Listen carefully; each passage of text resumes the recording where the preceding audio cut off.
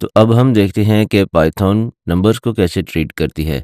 सबसे पहले हम देखते हैं कि इंटीजर्स की ट्रीटमेंट कैसी होती है। इंटीजर्स की addition, subtraction, multiplication and division. तो हम यहाँ पर दो वेरिएबल्स बना लेते हैं और उनमें दो नंबर स्टोर कर लेते हैं।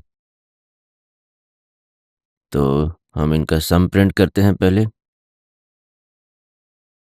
num1 plus num2। प्रोग्राम को रन करते हैं तो हमारे पास आ गया 5। इंटीजर्स की सब्ट्रैक्शन देखते हैं, इनका हम डिफरेंस लेते हैं।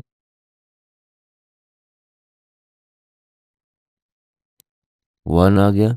अब हम इनकी डिवीजन करते हैं, num2 divided by num1 and see the result is 1.5. 3 divided by 2 is 1.5. So nothing special here also. Multiplication,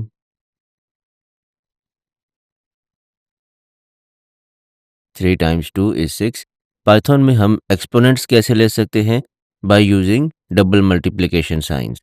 for example हमें 3 का एक्सपोनेंट लेना है यानी num2 का एक्सपोनेंट लेना है, तो हम क्या करेंगे, num2 डबल मल्टीप्लिकेशन का साइन यानी 2 एस्ट्रिक्स, और फिर आपने उसका एक्सपोनेंट लिखना है यानी कि उसकी पावर लिखनी है कि आपको 3 की पावर क्या चाहिए। फॉर एग्जांपल आई से 3 की पावर 3।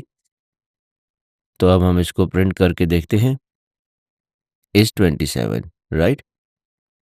3 पावर 3 या 3 का एक्सपोनेंट 3 इक्वल्स टू 27।